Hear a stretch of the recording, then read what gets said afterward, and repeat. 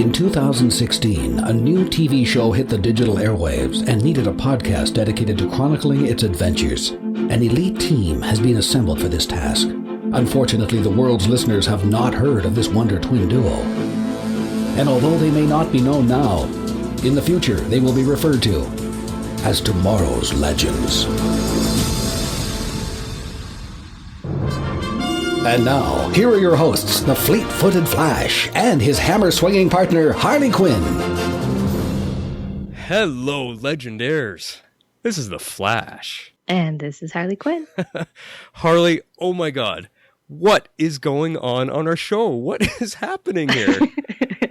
I'm pretty sure we've just been transported to some crazy alternate universe reality something. Oh, I don't know. My god. It's crazy. It is crazy. It is so crazy. And I think, you know what? To help us kind of swim our way through this murky doom world that there is, we had to reach out to Gotham to pick out one of their best detectives to help us figure this all out.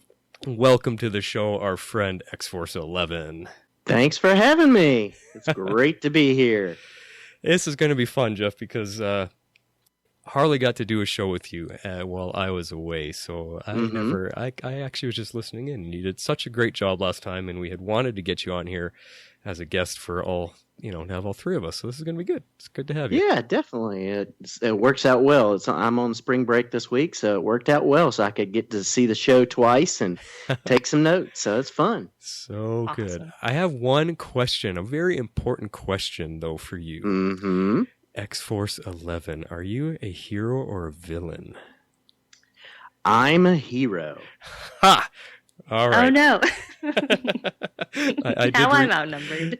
reached out for the right help. That's awesome. Cool, guys. Well, welcome, Legendaires, to the show. It is Season 2, Episode 16, titled Doomworld. Let's jump right into it, Harley. What did you rate this one? Oh, I really liked this episode. It was really good. I gave it 9.80. Ooh. Faiths had to be clear in my rating in case it needs to go up next week. I actually gave it a bit of breathing room. I know. I have not yet rated one a perfect 10 out of 10, but anyway, so I gave it a 9.8. Faiths worse than death, kind of like perfecting a fondant bow. Uh-huh. We should get Gideon in on that one.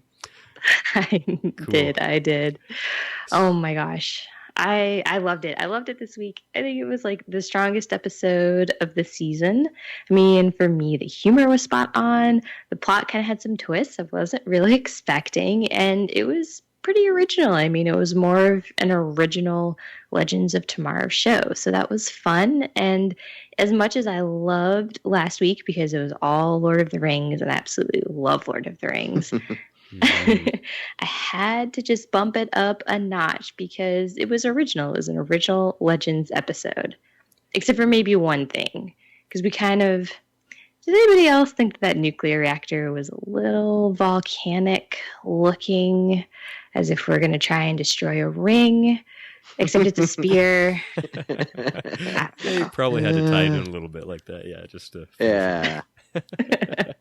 I know, you got to finish it off. But anyway, I'm super excited for the finale. Still don't know why it's called Aruba, but that's where we're going. Yeah, we don't know. It's like they're all going on a holiday beach vacation or something. I know. I don't get it. Jeez. What did you guys think? Who wants to go next? Well, let's let our guest go. Take the middle spot there, X-Force. Okay. I gave it 9 legendary punches to Mick's face.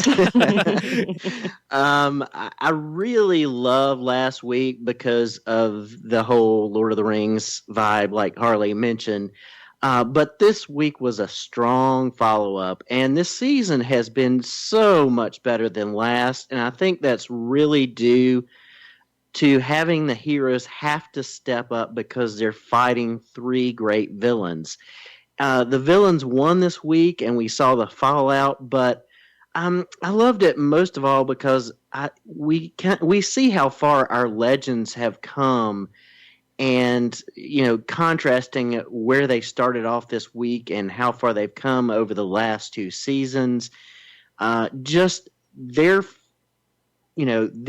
facing up to those villains has been great this season, and letting those villains shine more this season has really been great, because while they've been okay on the shows that they came from, they've been even better on Legends. So it's just been a great run, and this was a really fun episode to kind of see that contrast between the heroes and the villains. Yeah, yeah, you are so right about that. Just allowing them the exposure and being able to stretch their arms and really dive into the roles. It's really, really helped the season for sure. So I gave it a 9.5 broken realities. And I'm telling you, oh man, our show is seriously messed up in the best way possible. What an episode, because, I mean, the bad guys won in the end. How often does that happen? It was awesome. I mean, there were some big shocks that hit us hard, and we'll get to some of those. But more than ever, Mick is really becoming kind of the center of the team right now. These last few episodes, he's really been kind of the heart, and everyone's working around him, and it's really allowed him to up his, the actor Dominic Purcell, up his performance, and the story around him is just great to see. I mean, the performances were wonderful all the way around. I mean, from Ray doing his best Keanu Reeves, Marty McFly kind of thing, and to Jax being one mean son of a boss. So much fun this episode. I mean, the laughter for the first half, and then the second half was just serious. So yeah, crazy stuff. Definitely. Oh, fun stuff. Well, we got not a lot of news, but we tiny little bit. Gathered together from the cosmic reaches of the universe. And I just saw one post earlier yesterday that the producers had definitely announced that there is more characters coming next season. They didn't say who, and they didn't say who they're going to be replacing, but there is new characters coming. So what that leaves us up to speculation. Who are we going to lose and who's coming on board? Yeah. Yeah.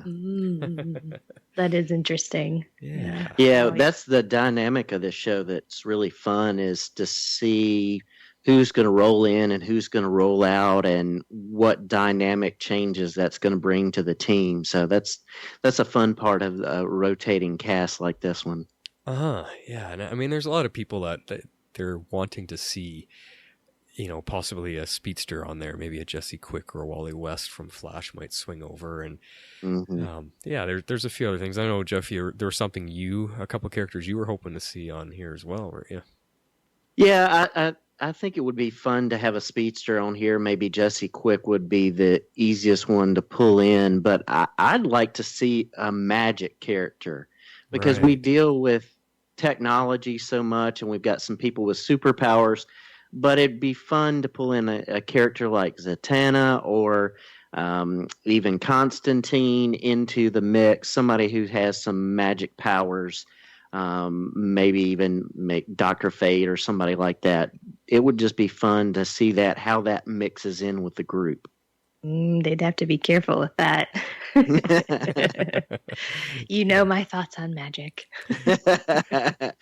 Well, yeah. Vixen's worked very well, and the very little that we have seen of Damien Darhk using magic powers has worked just fine for me. So, yeah, I think Damien really suffered from Arrow is not the best place to put in magic, and so I think it was kind of weird to kind of throw that in. So I've liked him here, but granted, he hasn't had that much magical abilities here. Exactly. But we'll see. Yeah, exactly.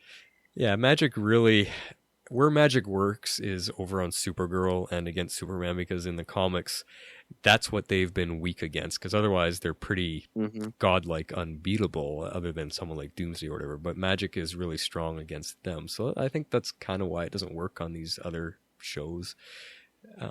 But yeah, you're right. I mean, Vixen and Damien Darhk, they're the little bit of magic they've used, they've mixed it in well, and I think that's probably because of the the backlash that was heard with Damien Darhk on Arrow. But anyway, sorry, X-Force there. I knew that was part of your closing thoughts, but I thought we'd talk about it here because that kind of mixed in with our news. So you've got a whole episode to come up with something else for the end.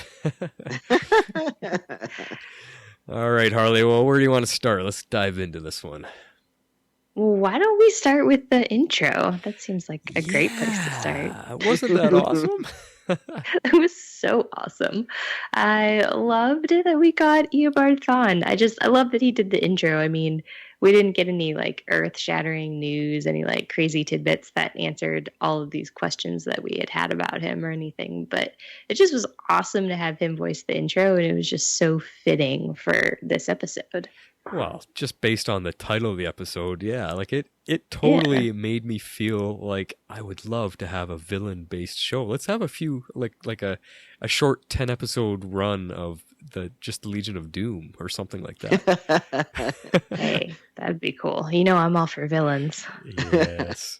But it was fun. Yeah, it was really, really fun to hear him open it up. It was actually exciting. And, I know. As soon as I heard his voice, I got excited. I was like, oh, yes, he's getting an intro. Yeah. Oh, that was cool. Yeah. All right. Well, I guess we should start with this scene with Felicity, because this was kind of crazy. I had forgotten that she was supposed to be in this episode. And so I was like, who is this person? And then all of a sudden, they're chasing her down and they pull back her head. And I was like, oh, right. I forgot it was Felicity. It was still hard to recognize her, though, until she spoke. They really did a good job with the makeup and the different look. I mean, it kind of called back to goth Felicity, but still, it was quite a bit different. Yeah. And, we've never seen her in an action sequence either, so it was pretty cool. Yeah, definitely. I had one complaint, though. She should have kept the mask in this week's episode of Arrow. Yeah, I guess. Because, but I mean, Curtis goes in with his T mask on, but she doesn't have a mask on. I'm like, where was that? I guess, I guess contacts and letting your hair down is enough of a disguise. I don't know. But it was pretty cool. I mean, we got to see her doing a little bit of parkour, and when she jumped off the roof there and kind of snapped her ankle or something. Man, did we all feel that or what? Yeah. Yes. That made me cringe. I was like, oh. But she got beat down pretty fast. I don't think she's any force to reckon with when you got Sarah and Vixen on your tail. So, but she didn't last long. I mean, blink and you missed it. Jeez. Yeah. I thought that was kind of weird. I don't know why. I guess I was expecting her to stick around a little bit longer, but I was a little bit surprised that it wasn't even 5 minutes in when they killed her. No, and what a neck break, too. I mean, holy cow. Wow. Yeah, just brutal. Yeah, but I guess it shows how Darhk is using, because it's at that point that we realize that Sarah and Vixen are under Dark's control. And it just shows how he's using them and using their abilities to the full. I mean, she's a League of Assassins assassin. Right? So, yeah. But then we see, I know we both kind of listed them here. We kind of see we see a glimpse of all the masks in a glass case. Mm-hmm. And I had to go back and pause it just to kind of get see who all was in there, and they pretty much left nobody out. Felicity was the last standing member of pretty much the Arrow team. Yes, I did. I did notice that. Yeah. So, well, sort of. What is there? Because there wasn't anything for Curtis, because he just uses the makeup. So yeah. Well, I was wondering. There's a blank or something beside Spartan's helmet. Yes. And I was wondering if that was maybe the T mask or I don't know. That was just weird because I was thinking the same thing. I was like, well, where's Curtis? How do they? I don't know. So, yeah. It looks like it could be a piece of tech or something just sitting on the table. So, yeah. Yeah. Oh, maybe. But what we got from top left, we've got It's Ragman, and then Arrow, and then Wild Dog, and then Vigilante, which I thought was a weird one to have in there. Did they give something away that he might turn to a hero eventually?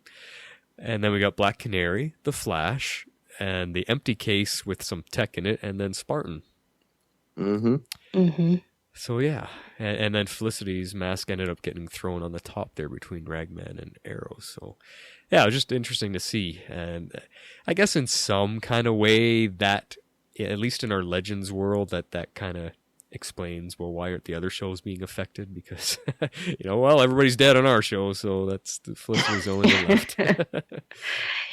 Yeah, I'm gonna save that point. That point's gonna come back later. Yeah, that one come back later. That is the main reason I can't give this episode a perfect 10 out of 10, because anyway, we'll get into this whole changing reality business. We will. But before we get on too far, did you guys notice in our opening logo, did you see the reverse flash symbol fly in there at the last moment? I missed that one, and so I'm glad you pointed it out. Well, maybe I'll get a screenshot and add it to our notes. But yeah, there's the red lightning bolt that's backwards, and it flies in at the last moment and becomes, I think it's the L in Legends or something. I can't remember what, but yeah, it spins in there and becomes one of the letters. It was pretty cool. Interesting. So guess what happens? Damien Darhk is the mayor of Star City, and he has his powers back. Yeah, he sure does. How did you feel about that? Well, I mean, that's the first thing I did when I, used the spears. I got my magic back. I mean, cool, because it kind of adds to his, to his deadliness, to his, what's the word you want to use there? My vocabulary has been really shaky lately. He's menacing. Well, go for it. Yeah, it was neat to see, because the first watch I missed it, and the second watch I saw the idol on his desk, and so I was like, "Oh my goodness!" And when he said he's got his magic back, but yeah, it just, if they're going to reshape reality, obviously he's going to want his magic back, and so that just adds to his villainy. He's even more in charge that way, and I like he's basically taking over the city and taking over from the person who hurt him the most with taking over the mayorship there, and yeah, it's just wow. Yeah, Dark is truly dark. Yeah, and it makes him way more imposing too. I mean, when he grabs Sarah in that moment, I mean, that just surprised me. It's like, oh crap. Okay, well, I guess some of the other members are going to listen to him a little bit more now too, because what's Malcolm going to do against the power, and what's Captain Cold going to do against the power at the moment? Yeah, that's true. Well, that should make him maybe a little bit more formidable towards the speedster, maybe even the playing field a little bit. Formidable. Yes, that's the kind of word I was looking for. Yeah. Yeah. I mean, he was quite formidable on Arrow. That's true. That is very true. So, but we have that moment where he's got Sarah in the air, and she can't do anything. She punches him, sure, but then he's got her, and it's she can't do anything. We're in trouble. Yeah. But then we switch from that scene to finding out that Eobard Thawne is in charge of Star Labs, which I thought was great. I mean, it's a perfect setting for him to get into.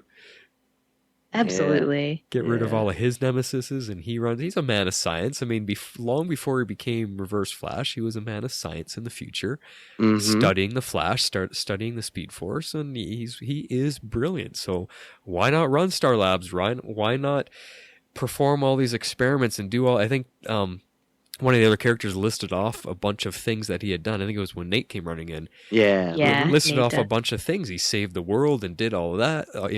Stopped hunger and stopped whatever. Global warming. Global warming. Yeah, there's a list of like 3 things. I don't think I jotted them all down, but it was, he solved cold fusion. That was fun. Jeez, yeah. It was funny. And did you notice Star Labs was intact? I mean, it was not damaged like we normally see it. It was, up and running and repaired and good to go. Yeah, that's it was true. Completely functional. That was pretty cool, yeah. But I mean, we also, while we're in there, Merlin comes in, and there's that great line in there about you can clap again or something like that. Yes, he has both of his hands back. Exactly. And from that, we see that he's got Black Flash held captive in some type of glass cage. And holy cow, was that creepy to see him just freaking out inside there, like, whoa, don't let him out, because... Oh my gosh. How did they capture him? I know they're probably never going to tell us. I'm just really curious. Yeah, I don't know. When you can rewrite reality, you can rewrite him into that cell, I guess. I don't know. Oh, that's true. I didn't think about it that way. That's a good point. Exactly. Make it out of something that Black Flash cannot phase through. Whatever that may be. Oh, Spear of Destiny. But creepy as all hell. Holy cow. I would keep that window black, because Black Flash is freaky. I don't like the look of him. Yeah. He's super creepy. But then we find out a lot of fill us in, Harley, on what we find out about Merlin, because Merlin's life has changed quite a bit too. Yeah, we get kind of a lot of information dropped on us in the first, 6 minutes of this show. Mm-hmm. I think it took me 30 minutes to take notes just on the first 5 minutes of this episode.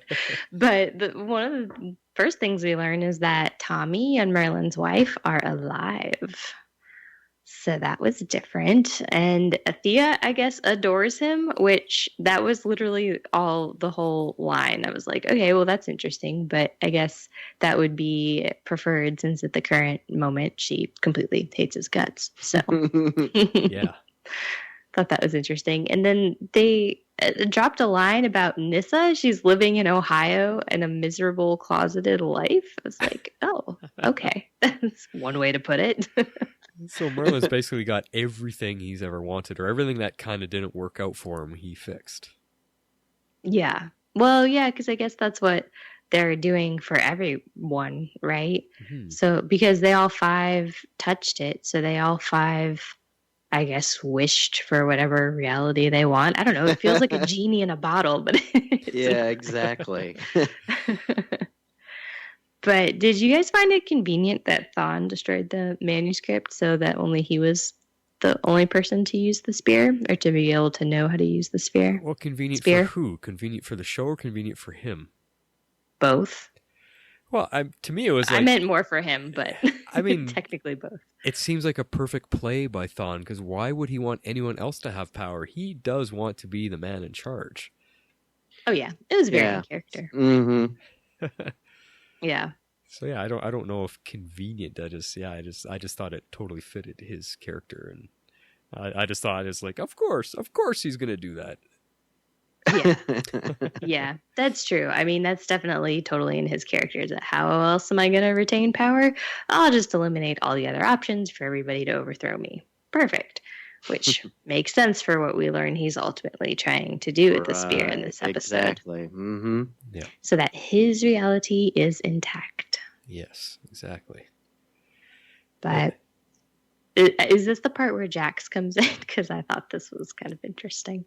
Yeah. It was quite a different take. Like, he just comes in and he's working for Thawne. So I found it interesting that Thawne would choose him to be a lackey for him. I didn't understand the connection there, because we've never really seen, there's no real history between the two of them, why he would want that.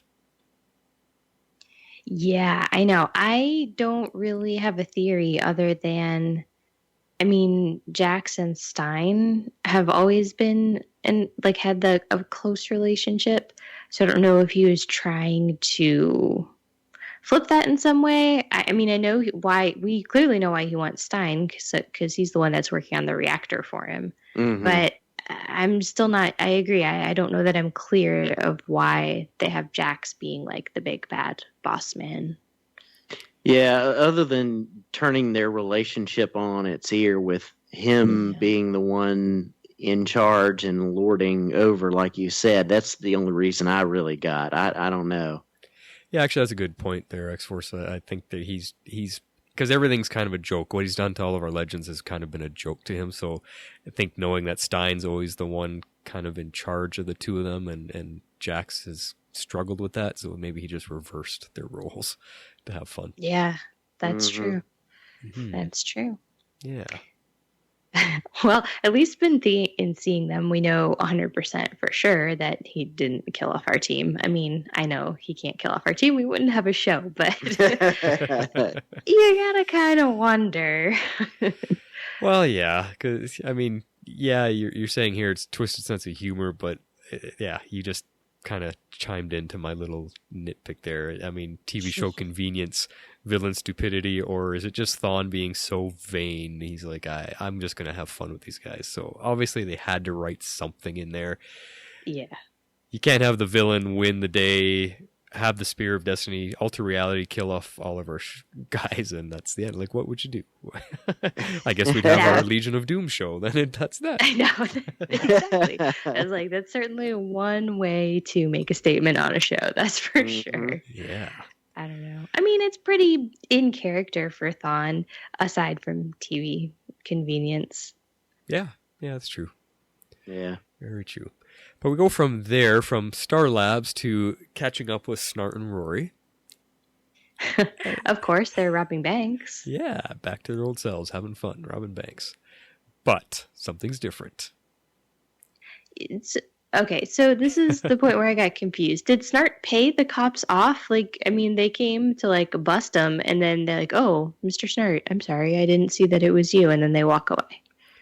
Well, the next line was they were talking about breaking into a bank, and Snart basically says that they own half the city. So they're breaking into their own banks and their own facilities. So it's they're just breaking into things for the fun of it. And that's kind of the weird thing is like, yeah, the challenge of breaking in over being arrested when there's no chance. I don't know where the thrill is. And Rory is not happy with that. Mick is not happy because there's no thrill to that. So, yeah. No, because he even complained, what, I don't get to burn pigs? Yeah, he was not super happy. No, and this is where we see him already, because throughout the episode you could see him struggling, balancing from which side he's going to be on, and this is where it starts. You see him already beginning to not be happy with the situation and starting to think about things. Yeah, that's true. Yeah. So. I liked that. I liked that all throughout the episode we got these little glimpses and kind of insight into what's kind of going on in his head, and he's putting the pieces together. Yeah, well, he's not so dumb after all, as it gets announced later on. But yeah, it's really great to see Mick work through this process in his mind. Like every time the camera showed a close up of him, you could see his eyes kind of darting back and forth as he's thinking. It was really neat to see. Yeah, he's really throughout the episode, he is really realizing that he can't relive the good old days because he's grown and because he's different now, and he's not going to be satisfied, and this version of Snart is not the one that he's grown with, because this version of Snart is an earlier incarnation, and so he's really being conflicted because he can't relive those good old days anymore because he's different, and to see that acted out on his face without a whole lot of dialogue is really good in this episode. Yeah, exactly. And I was going to touch a little more on that in a little bit, but yeah, I'm totally with you there. It's the old Snart and the new Mick, And those two aren't going to mix like they used to. Nope, you're right. He's changed a little bit too much, and Snart is just good old Captain Cold. Yes. Well, who are we missing from the team? There's one more person we have not touched base with yet as to what Thawne did to them.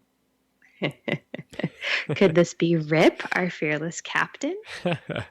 Yes, and he's kind of taken up a new hobby. Oh my gosh, I am not going to lie. Every time they cut to this scene, I mean, I watched it 2 or 3 times. I laugh out loud. Gideon, I've perfected my fondant bows. Come on. So I don't know why I find that so terribly amusing. It's just so out of character for him that he would take up making cakes. But I guess you got to do something. I mean, he's been trapped on the Waverider for a year. So that I found that to be interesting. So have they just rewritten into his reality that he's been stuck there for a year, even though was like in yesterday or whatever, since they really truly changed reality? Yeah, I don't know. Yeah. I was also wondering with him and the cake decorating thing, like, is that also something that they changed? You know, they kind of took away his will to fight, and or is he just going crazy, stuck in there for a year and has no connection to the outside world? Going crazy.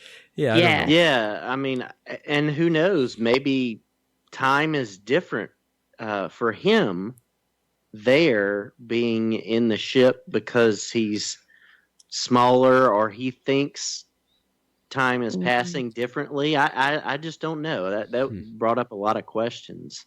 Yeah, it's interesting, and the fact that he can't.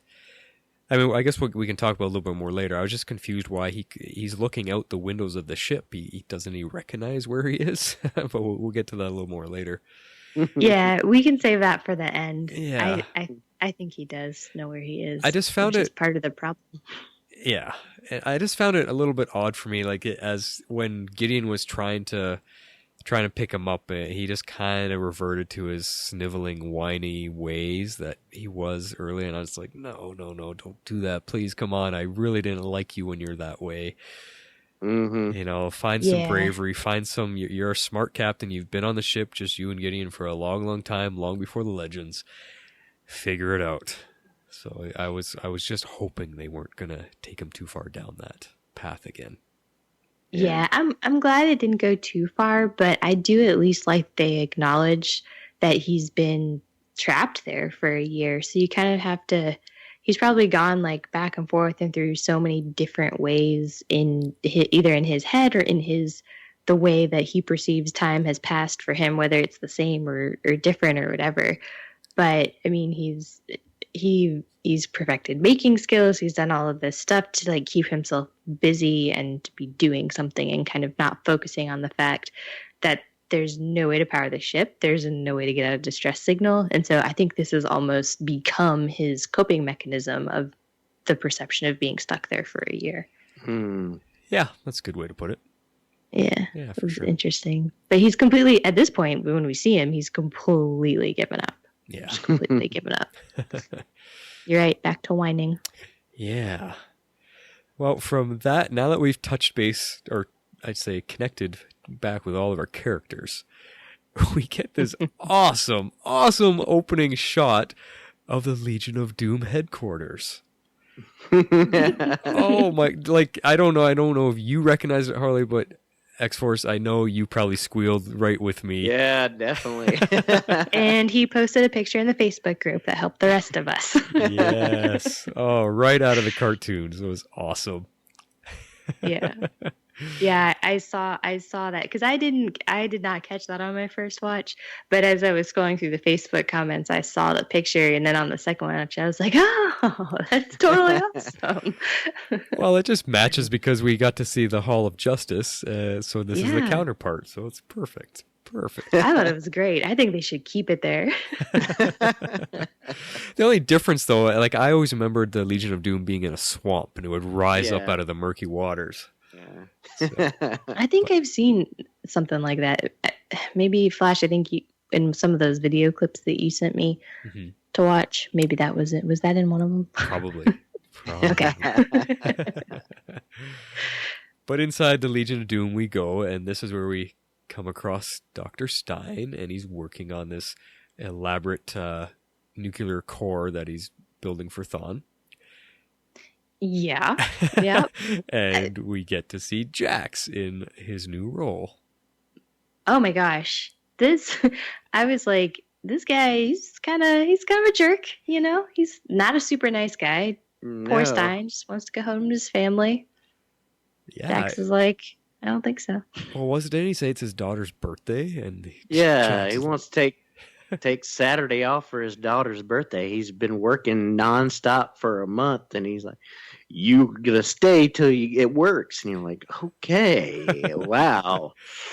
Yeah, you really, all it took was just those few minutes, and you really just get the idea of how miserable Dr. Stein is under Jax, of all people. Yeah, like tyrant is the good word I want to use. Ooh, yeah, that's a good way to Tyrant. put it. Mhm. Yeah. I mean, he takes his family picture and he just tosses it across the room there. And then I we know. see lowly little Ray the janitor. I thought this was hilarious, and now that I'm thinking about it, a little Goodwill Hunting.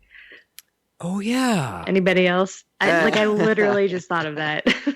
That actually Wow. makes more sense. Because I was thinking, Keanu Reeves and kind of Marty McFly with some of the way he was talking, but Oh yeah, that absolutely. He was Yeah. definitely channeling some inner Keanu there. but also Matt Damon from Good Will Hunting because of his geniusness that he has. Yeah. Mhm. And he doesn't know why. He's like, yeah, it just came to me. It was just instinct. Like, this is hilarious. I'm totally gonna give those magnets back. Oh my gosh. If I could have just recorded the entire first half of the episode and gotten away with playing that as my funny quotes, I probably would.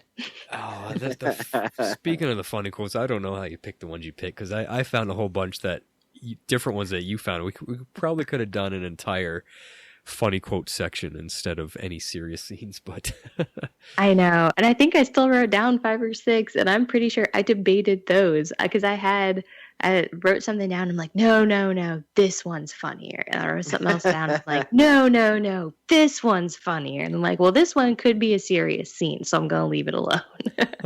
Anyway, I debated. Right. Well, here we are. We're back I guess it's back in Star Labs, and we see Snart and Rory coming back to see him. Now, you had something here about the model airplane on the desk. Explain that, because you guys both have some knowledge on this, apparently, that I don't. Well, I just noticed, I don't know if there's any significance to the first model we see or not. I mean, I'm pretty sure it was a B2 model airplane. It was, yeah. It's a Mhm. B2. Okay, so you see it just for a second, and then because it's in stark focus, and then it goes a little bit out of focus as they're focusing in on, I don't know if it's Thawne or it might be Thawne, across the room. And if you look just along that line of sight, the Waverider comes into view for a second, into focus, and then it keeps going out, and you see like the rest of the scene. So it's just a hint. Yeah. So yeah, I mean, I did not catch that on the first watch. No, me neither. Yeah. But on the second watch, I was like, wait, is that?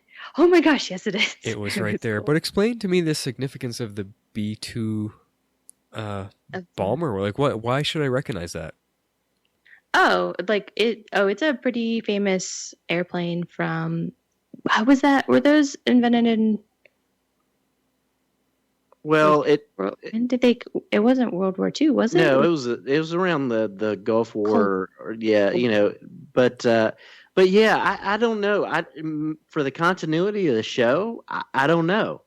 Maybe it's just to throw your eye to say, okay, there's a model there, Mhm. and then you just like us don't catch that the Waverider is in a model space. So Okay. people can just think, oh, that's just another model of some ship that he's made, and they wouldn't suspect that it's an actual ship, just miniaturized. So Yeah. I don't know within the continuity of the show what the B2's significance is.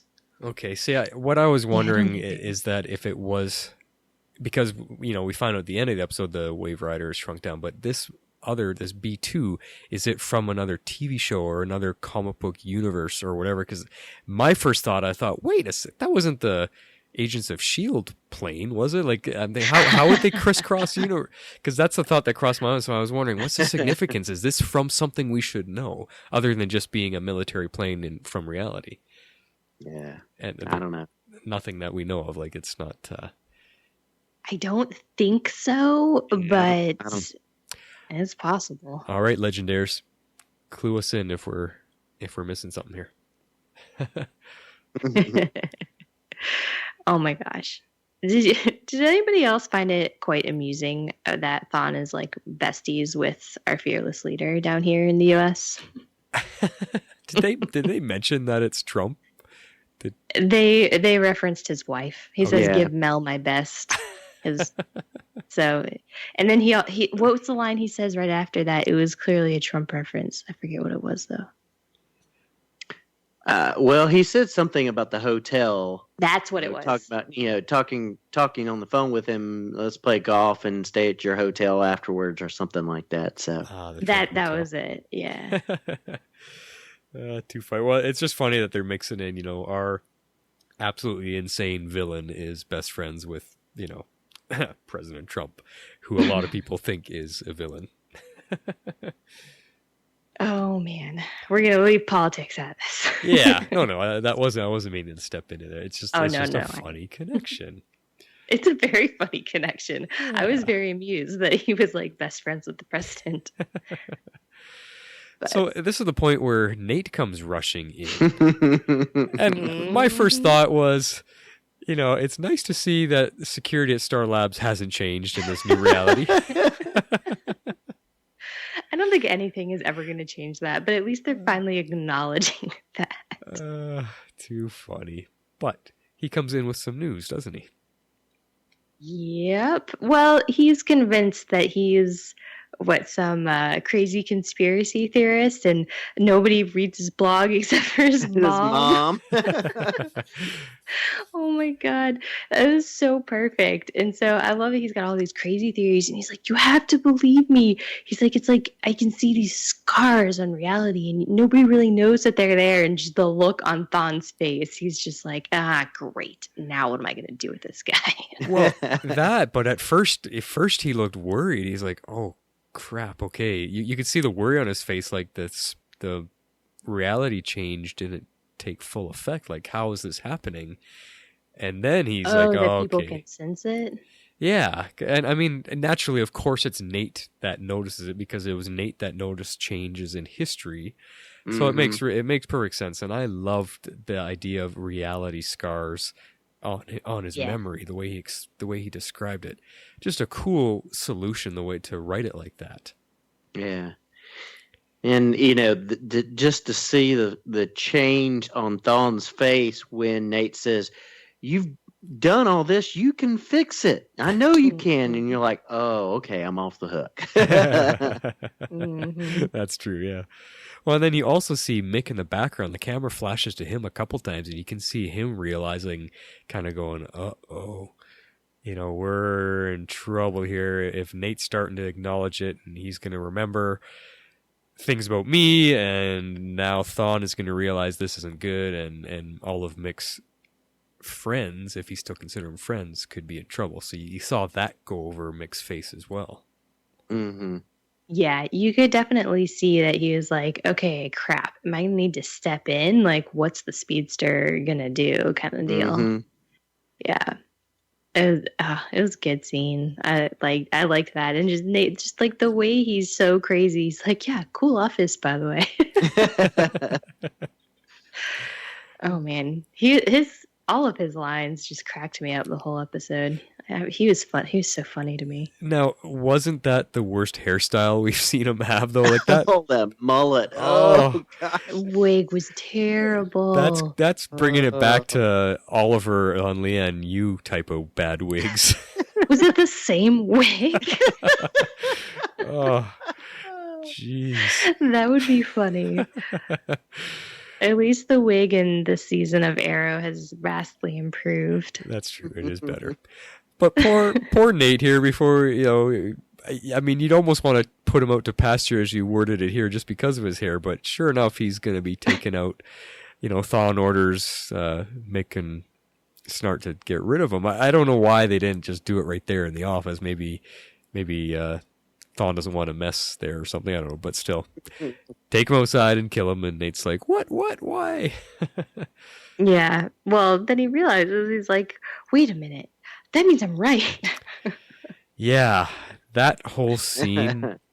Well, I mean, Nate realizes he's right, and Mick starts realizing it as well. And this is where you see him starting to struggle even more with what's happening, and he can't decide what side to take. I mean, it's great performance. You just see Dominic Purcell really, really growing this performance with the struggle of what to do. Mm-hmm. And it's a great scene because Nate's, fighting for his life, and Mick is going, okay, well, I don't want to kill him here.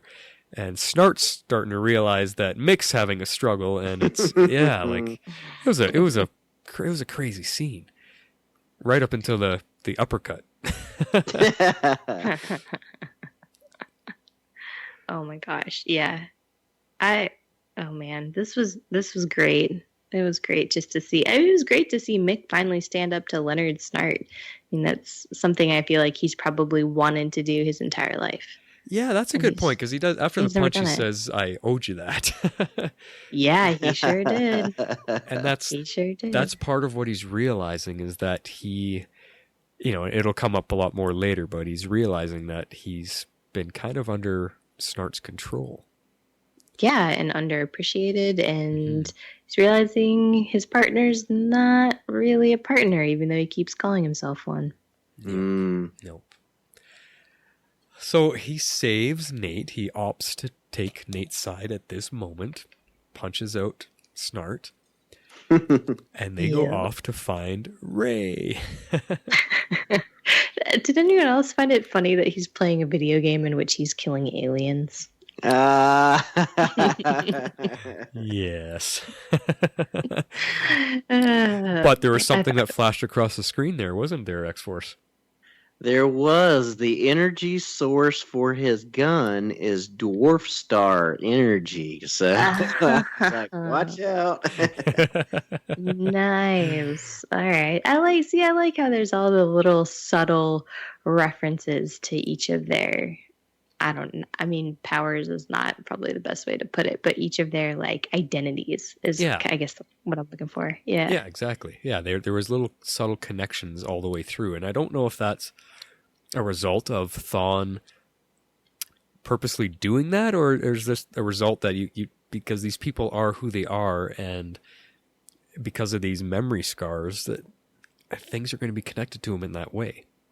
Yeah, I don't know. It's interesting. I kind of wondered if Ray actually made that video game himself. Oh yeah, maybe. Yes, so I don't know. Like a distant memory of killing aliens with something dwarf star powered. Yeah, it could happen. He could have put it together. Yeah, exactly. Yeah, we see he's tapping into his genius without really knowing what he's doing or why he's doing it, but he's still creating all of these cool things. So it's definitely possible. I just liked his performance, actually. Like you have here, is channeling his inner Keanu, which I mentioned earlier too. I mean, he's got the hat on backwards, but it's kind of tilted to the side a little bit, and great. Oh my god! Just great performance by Brandon Routh. He was a lot of fun to watch. Yeah, he was. I don't know that we've seen him. I mean, and I've seen him play a couple different characters over the years, but I don't know that I've ever seen him very. I don't know. I don't really know how else to describe it. It just really struck me as like Keanu Reeves. I was like, this is crazy. Well, it's just all I could see every time he opened his mouth. here's a little tidbit of info, and I think, did I bring it up on Arrow Squad last night? I found out that, because we've been seeing a lot of Cord Industries referenced on Arrow and in Flash, right? And everyone's going, oh, Blue Beetle, come on, give us Blue Beetle. And I saw some news somewhere that the producers, they said, no, we cannot give you Blue Beetle because the DC movie guys stepped in and said, no, you guys cannot do Blue Beetle. We have plans for Blue Beetle. So forget it. Scratch the idea. And this was all before Brandon Routh got cast to play the Atom, because they were writing the Blue Beetle part. And that's what Brandon Routh had initially got cast for, was to come in and play kind of a goofy, lighthearted guy, which, Blue Beetle is. So that's what he got casted as, and then this news came down, and Blue Beetle got taken from him, and they said, okay, well, let's just rewrite him as Atom, as Ray Palmer the Atom, but we'll keep letting him play the goofier side of it. So I found that really interesting. Yeah. That is interesting. Yeah, I did not know that. But and that's, and it's great because knowing that Brandon Routh was signed on to be a goofy comic relief type character, it's great to get to see him actually perform these little bits that he got to do, like in this episode. Mm-hmm. That was the point of my whole story. It's yeah, no, it was awesome. I was very amused by it, and I like that he's just talking about. He's like, yeah, I just instinctively built, and then he lists some like long crazy name. It's something it was sort of along the lines of a trans-reality multiplexer. Is that? Yeah. Mm-hmm. Is that what he said? Yeah. I'm like trying to write that down, and I'm like, I don't know if that's what he said, but I'm like, no one instinctively builds that. You didn't know something was off. Come on, dude. Well, that's I think, as the CCU guys like to say, that I think that was plot device visiting our show. Fair enough. Because that's his memory scar. Yeah, it was awfully convenient, but it was just what they needed. And I didn't mind. I was like, oh, plot device, but it was hilarious. And yeah, it was super funny. And I like how Rory, of course, Rory's going to grab the gun-looking thing and just test it out. Why not? Yeah. Why not? Well, but I love Mick wanting to know about the health of the rat. Oh, yeah. Yeah. His name is Axel. Yeah, his name's Axel. No, it's Tesla. Actually, I think he's more of an Indiana. My dog's name is Tesla. Awesome. Yeah, that was a great scene. And he was so worried about like you said, X-Force, the health of the rat. You haven't tested on him, have you? No. You gave him to me for Christmas. He's like, what are you talking about? Which is funny because it ties back to the soft side of Mick. Because when he first got the rat, he was kind of, and he's blowing it kisses and stuff. So here he is, worried about him. And it was pretty cool. Of course, the rat has to make an appearance. He's made an appearance in several episodes. More than I would have thought. But anyway, he fires the gun, hits Nate with it, and the first thing Nate does after he shakes it off is hauls off and punches Mick. And Mick's like, okay, I deserve that. Well, I think the first time he's just like, it works. Yeah, and then he zaps Ray, and he's like, yeah, I deserve that. Except I just say I don't think Mick deserves it. I still believe it's the team's fault, and as I said before, stupid team. Like I'm just upset with the team, and I am totally on Mick's side. This is not on him. I think it's a little bit on both. Yeah. He didn't have to. Yes, they pushed him away, absolutely, but he still could have chosen to go back to the team, even though they're treating him like dirt. Well, I don't know. I think they're both at fault.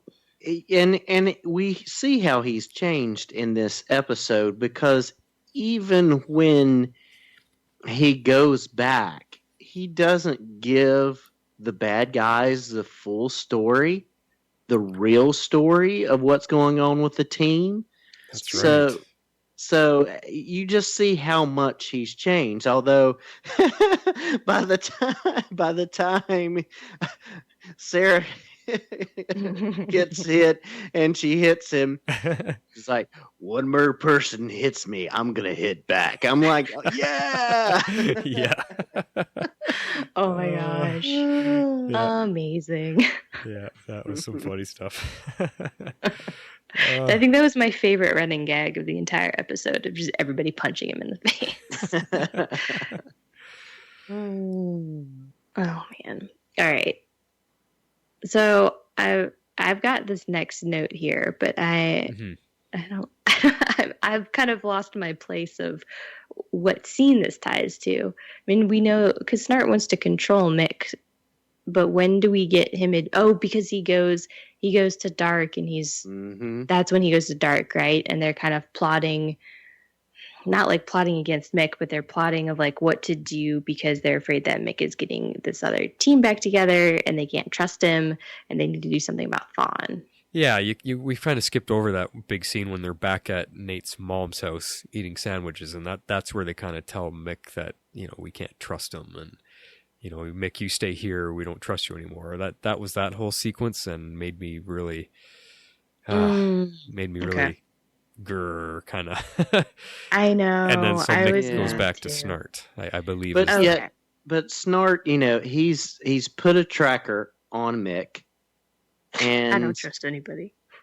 And Snart's out for himself. I mean, he really wants to bump off Thawne, but yeah, I'm just like, yeah, you put a tracker on your partner. You don't trust him. It's like, I'm not happy about that. So, I kept the scene where they don't trust Mick. I kept waiting for that tracker thing to come back because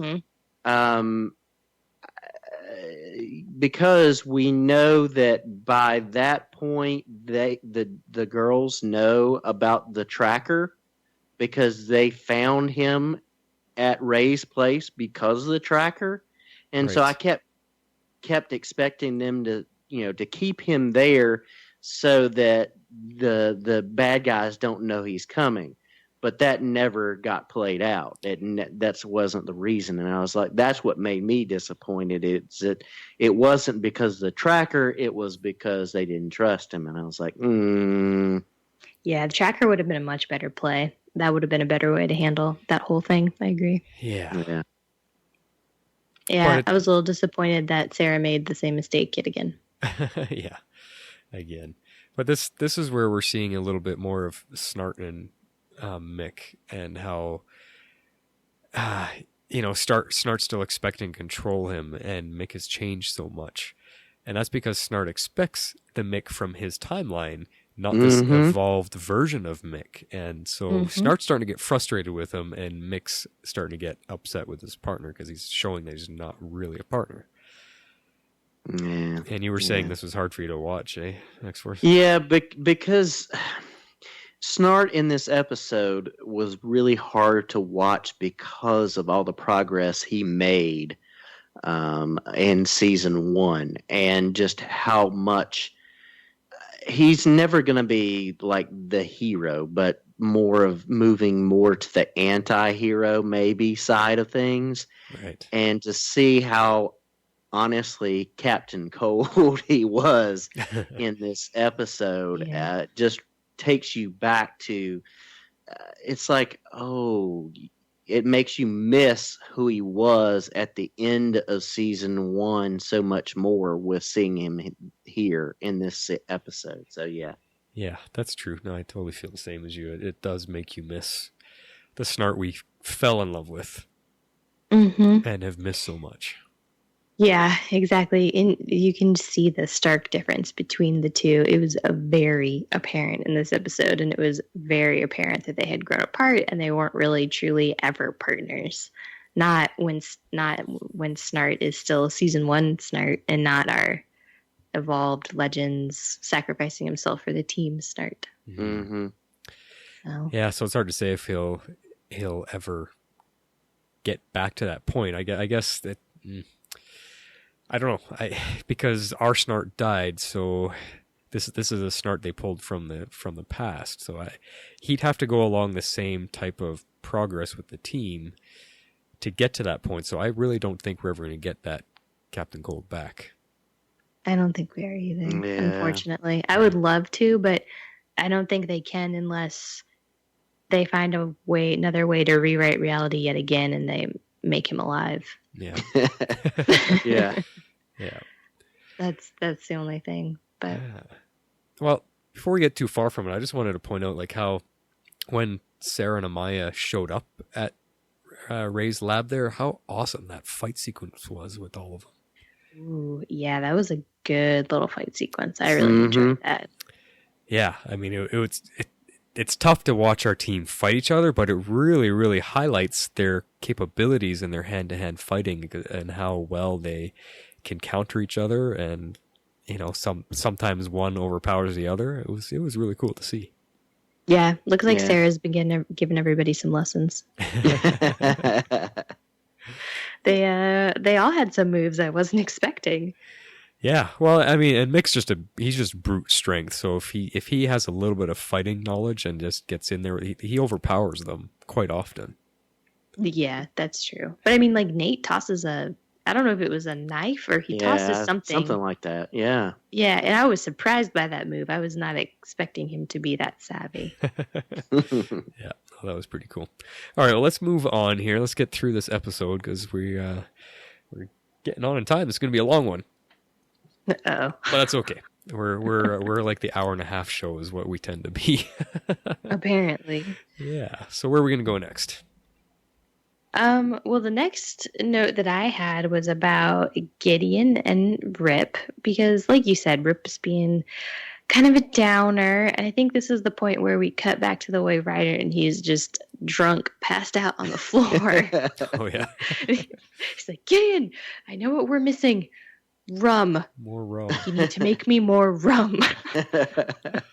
And as funny as that was, it was also a little depressing. And she's like, she gives him this whole pep talk, like chin up and all of this stuff, and just like, you need to stand up and you are not the captain that I knew. And I loved it.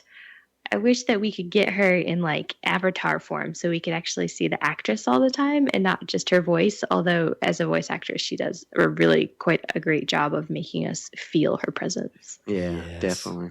I'm totally with you on that. Bring us Yes. back, Gideon. I Maybe. know. Yeah. This is why I want them to rewrite reality again. Maybe they can make Gideon real. Yeah, how cool would that be? Yeah. Yeah. Anyway, that would be a romance I'd be okay with. All right, so from there we're gonna jump back to wherever I guess this is the Legion of Doom headquarters where Stein is. Yeah. Right. Yeah. All right, so we're there and they're getting ready to incinerate the spear is what the plan ends up going to be. I still don't understand why this would work, because they kept saying about how you can't destroy it without the blood of Christ. So why is this going to work if they're just going to... Why is incinerating it going to work? Well, I just think because he said that... Maybe you can help me with this, Jeff. He said that that's 100 times hotter than the sun, something like that. Yeah, basically, I think they're going to dissolve it at an atomic level, so it couldn't come back together. So I think, we saw where the spear wants to come back together when it was broken, and so with this, the blood of Christ could unmake it, but this could keep it from coming apart because all those atoms are so far apart that they can't come back together. I guess that's the explanation. Okay. That's kind of the theory behind it. Okay. Yeah, and the fact that maybe just Interesting. it may have the power of God in it, but this is the power of 100 suns. I mean, it's going to melt the thing to there might not even be any atoms left. Yeah. Well, because I thought it was weird that, maybe not weird, but interesting. Let's put it that way. Because and this is kind of skipping ahead a little bit, so sorry, but since we're on this topic, when he does finally drop it into the fire, and then it kind of like shoots up there's like a beam of light that just goes like shooting up through the roof almost, and they kind of pan out and you see like the whole headquarters and like the beam of light shooting off into space or whatever. So I thought that was just interesting that they chose to do that. And I was like, well, maybe it's not really truly gone. And even though that it's completely broken apart, maybe it could still find its way back together. Yeah, I was wondering about that myself. I was thinking it got beamed out, is what I thought. Oh, that's just because the way that it disappeared and then the thing going out, I'm just like, on first watch, I'm like, did it get beamed out or what? But then you had that huge beam out of the ceiling, so I just don't know. I think that maybe just questioning things, but I don't know. I don't know. We might be looking into it a little bit too deep. Too much. I have a feeling because it wasn't just a piece of wood and with a metal tip. It had a lot of power, so we were expecting it to burn up like wood, but it didn't. The power in it had to be expelled. And maybe that beam was it sealing this reality. That was it showing visually that it was sealing the reality. I don't know. Yeah, no, that's a good point too. That's a good way to look at it. So let's go with that. I like it. Yeah, well, it was a very interesting visual choice either way, which is why I was like, I feel like there's more to this than meets the eye, personally. But I guess we'll see. We'll see where they go. This was the point where they tried to infiltrate the Legion of Doom, and then it didn't work out, and that's when we see Damien Darhk get to use his powers, so that was pretty cool. Right. Yeah. But then ultimately, I mean, pretty much we have to go after Stein because he's the last person that hasn't been awakened. Because they pretty quickly find Jax. I think they just he just shows up and they shoot him with the gun and he's like, "What is going on?" And that was pretty funny. He's like, "I've just been making Gray's life completely miserable." But, of course, he tries to go and talk to him, and he actually breaks the gun. Well, that surprised me, didn't it? Because he points it at him, and then he lowers the gun, and then he points it up again, and it gives Stein enough time to smack it out of his hand. And oh, man. I mean, it was just like a fear reaction out of Stein, because I didn't expect that. I wasn't expecting it either. No. And I think Stein he's just had it, and he's just thinking this is another test, and he's just so beat down that he's just going to do anything that he expects Thawne to want him to do. And so, yeah, it was just, you're yelling at the TV going, "No, Stein, no!" But he's just been so beat down by Jax and by Thawne by this point that he's going to snap. So, yeah. And so now he's stuck though, right? He's trapped in this reality, so they can't turn him back like they did with everybody, or wake him up. Yeah, rewrite his brain again. Yeah, that's my assumption, is that he is kind of stuck right now. Huh. Yeah. And what a turn of events! The smartest guy one of the smartest guys on the team. Phew. And he's kind of wanting to work for Thawne. He's really fully on Thawne's side in this whole sequence here. Yeah. No, he is. Well, because that's ultimately his boss. And he has been told if he doesn't do as he says, he's going to die. Doesn't want to die. So. Yeah. So can they fix this? I don't know. I guess that's based on next week's episode on the finale, right? Yeah. So we'll talk a little bit more about that at the end. But can they save Stein? Because now that this fancy gun is gone, there's got to be a different way. Yeah. Or Well, like, they is say there there's a different way, but is there a theory that because Nate was slowly starting to notice differences, his memory scars were starting to remind him of things? Could it be over a long period of time you would eventually remember everything? I feel like it's going to depend on the person. Like people, I mean, Nate, he's observant and he's looking for stuff like that. He kind of is a conspiracy theorist at the end of the day. Like That's true. even though he's a historian, I mean, he really kind of is. And so that was really fitting. And Ray, he just, he was just kind of just following his instincts, which is something I feel like he normally would do. And so now he doesn't know what he's doing, but it's in his instinct to kind of just do it. And he is kind of indulging that.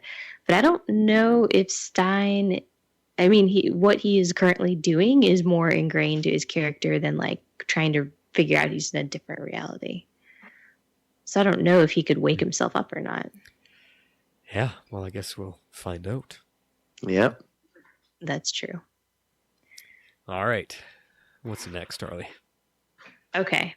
I've got this crazy theory that the Reverse Flash is Savitar. Still? And he says in this episode, lucky for you, I still believe in some fates worse than death. I mean, the connection is obvious. But I know. I think I think it's probably intentional misdirection at this point. But if it is end up to be the Reverse Flash, you heard it here first. We'll say, let's save that for a Flash Talk. I don't think they would do Reverse Flash again. You're probably right, but I'm just endlessly amused by all of these little things that they're throwing in our show. I like your intentional misdirection. I like that. Yes. Okay. But for real, this is the part where Thawne kind of speeds onto this scene and he starts monologuing again, threatening to destroy the spear, the ring, the spear. Anyway. My precious. Right? That would have been so perfect. Could no one have said that? That would have been amazing. Anyway. I don't know how you want to go about this because there's a whole long sequence and series of fights and monologues, and this whole end, it just goes from like one thing to the next. So I don't know how do you guys want to approach this? Do you want to just kind of dive in? And this whole sequence was amazing. Like it's one of the best fight scenes or sequences, I guess, we've ever had to date. It was phenomenal. Everything that was going on in that room was just amazing to watch. I mean, there was moments when, was it Nate, when he grabs the spear, or was it Ray? And Thawne is speeding at him, and he just swings it like a baseball bat and connects, and Thawne goes flying. Like, wow. Great. And I love how him and Damien Darhk is Nate. They go to high five, and they stop just short. Let's stop. That was probably one of the best moments in the whole episode, because then Dark's like, no, I don't think so. I wish it was more visual because I wanted that to be a funny quote, but you can't really hear a high five that doesn't happen. Yeah, exactly. Yeah, that's a great visual for sure. Yeah, I know that was probably one of the funniest scenes. I know. And then like Merlin squaring up against Sarah, it's like, why do we always find ourselves in these situations? Well, you're always on the wrong side of history. I love that they always go up against each other. It's awesome. Yeah, no, there was some great stuff in there. But I mean, a lot of it, again, when it comes back to Mick and Rory and Snart just trying to command him. A lot of these, a lot of it revolved around Mick being a dog, the way they worded it. Mm-hmm. And yes. You just saw Mick really, really standing up to it now, and dare I say it, Harley, growing. Character growth. Love it. I mean, totally. You see him finally realize what he is to his best friend in the whole world, and it's kind of heartbreaking. Yeah. The guy that he's looked up to so much, and you've seen him over this whole season where he's seeing he's seeing Snart in his head and all these things, and he's making Snart a voice of his own conscience, and he's realizing that he's got to be his own man now. And yeah, it's just so cool to see that growth. It was just awesome. Mm-hmm. Totally with you on that. Yeah. I know. Oh, Well, right in the middle of all of this, we've got one real downer point we should bring up, because it kind of came out of nowhere. This is what I'm talking about, was one of the big shocks of the episode. yes. Mhm. Holy cow, did you expect Snart to take out a Maya like that? No, No. I definitely didn't. And that's why I think not having any of the characters be killed off by rewriting reality and having this death there just punched it up so high is because, yes, you have the threat of Stein not remembering, but now you've got even more gravitas for them to have to reverse this because of her death. And it meant so much because of her saying that she trusts Mick, and just seeing that growth there and the relationship that they built this season. And you're just like, no! Exactly. I was actually kind of sad. I didn't realize how attached I'd actually become to her character. But then, I mean, that whole series that happens, I mean, you see Mick, he stands up to Snart, he passes her the spear, she goes to use it, and then bam, she's frozen solid. And then he comes over and he's like, I know you just love her to pieces. And she crumbles. I was like, oh my God. Well, yeah, she was like part of the way into the enchantment too, or incantation, whatever you want to call it. Yeah. Yeah. Yeah. So Yeah. Well, because they had to say whatever that is. They repeated it a couple of times before it does its thing. And yeah. So you see her like in the middle of it, and then he stops her in her tracks. Yeah. Literally. Well, I think what really sealed it for me, that with the emotional punch, was you saw her take her last breath as the ice was forming all around her. It went around her mouth last, and she kind of went with her last breath because she knew what was happening. And that's where it's like the last breath was taken from her, and that was the beginning of the emotion. Then you see how it affected Mick. But yeah, I was like, wow, that was what better word? Like it was cold. It was. It really was. Yeah, it was. And poor Mick. I mean, he's enraged, but he tries to stand up to Snart, but he can't. He still can't kill him. Even at the end, even knowing that this is a different person than who Snart ultimately became, and different from who he's himself has become, but he can't do it. Yeah, because he had him dead to rights with his heat gun there. Absolutely. If he had pulled the trigger, he'd have been dead. He couldn't do it. So I want to ask, though, because we've seen them shooting their guns a lot, and I know you and me, Harley, discussed this in season 1, but I'm guessing on the fly they're adjusting the settings, because we saw Snart shooting his gun earlier, and all it's doing is throwing people around. And on this shot, though, it was like the kill shot. Yeah. Yeah, we did harp on this a lot in season 1, saying that they had their guns on stun. I don't know. They must be. The writers are making that choice for a reason. I mean, it can't surely just be convenience. I hope it's not just convenience. Yeah. Yeah, and I just bring that up because I wondered at that moment that Mick pointed it at Snart, did he also amp it up to the kill setting? I think so. I think if he had pulled the trigger, it would have. If he had been able to pull the trigger, he would have been dead. Yeah, for sure. I agree. I think that's why he couldn't pull the trigger, because he was at that point because he was so upset by what had happened. But at the end of the day, he still can't kill Leonard Snart. Right. Yeah. Yeah. Yeah. Powerful stuff, though. Holy cow, powerful stuff. It really was. I mean, a lot of the looks and just like the acting, it was very, very well done. Mm-hmm. Right. But anyway, shall we talk about? We've got a couple of little things here at the end. Well, we sort of already talked about destroying the spear. Yeah. Well, yeah, Thawne tosses it in, and that's where it seals the fate of everybody. I mean, talk about something to drop your shoulders, drop your head, like, whoa. Like, you saw quite a few of them do it at that moment when they just realized their only chance on fixing reality is gone. It was, even me as a viewer, I felt like, oh, that dismal, what's the word I'm thinking of? That despair is the word. Because there's no hope. Yeah. Mm-hmm.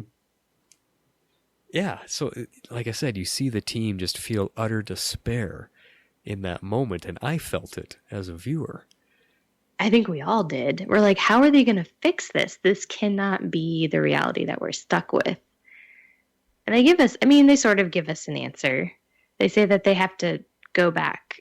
They have to go, they've got to find the Waverider first, but they have to go and interfere with themselves, rewriting reality. And I'm not going to lie, this is my nitpick, but I don't understand how they can do this. If reality's been already rewritten, how can they go back to a previous reality? Well, they talked about going back to a point in time before the spear was taken again, or something like that. And they were arguing about, but we can't go back to a time that they already altered and mess with again, because apparently that would destroy the space-time continuum strings of reality, whatever. Like everything would just fall apart at the seams, basically, along the timeline. So they can't do that, but they're now deciding to go back and do that. And the only thing I can relate it to is, if you remember in Ghostbusters, through the entire movie, it was like, don't cross the streams, because that's like utter destruction. But in the end, they realized, well, if we cross the streams, that's what we have to do. So I think it's that kind of similarity with this. They've always thought along this line. They've believed that they cannot go back to a time they've already messed with, and now they think that could be the only thing that actually can save them. Mm-hmm. I know it's not a thorough explanation, but do you get the idea that I'm trying to get across? I do, yeah, and I like the idea. I guess I'm stuck on when they rewrote reality. Did they not rewrite all of the history behind it? Do you know what I mean? Like, they rewrote the present, but did they not rewrite the past? That's why I'm confused as to how they can go from this present to another reality's past. Well, that makes sense. Because they are going back to World War I time to get the spear. And so what they rewrote was in the so-called present day. So everything up to a point happened like it normally happened in the reality. But then after that point, they changed how things happened in the modern day. So, if you go back far enough, it's going to be before those waves started happening, I guess. Okay. Yeah, because I guess you would almost have to, in thinking about it, because if you rewrite the entire history, then you've never, in theory, gotten to the point of where you got the spear to rewrite reality to begin with, and then it's a huge paradox and everything explodes, and now my head's exploding. Yeah, there has to be a starting point, right? And that starting point is where they got the spear. See, that was awesome. Which is technically the untouchable point, which is why they have to go back. But by going back, they're gonna explode reality. See, Jeff, I knew I grabbed Gotham's Greatest Detective for a reason. Yeah, I needed some help with that one. There's some serious timey-wimey stuff. Yeah, definitely. All right, well, let's get to the last scene here, which brings us to Rip. And he doesn't know it yet.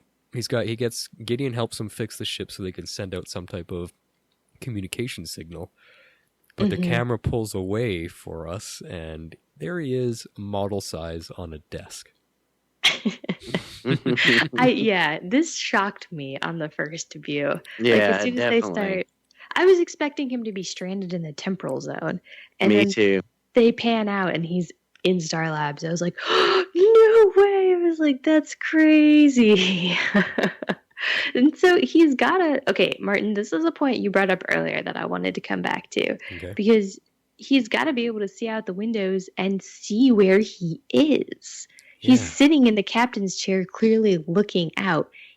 I know he's teeny tiny, but he can still tell he's in Star Labs, can he not?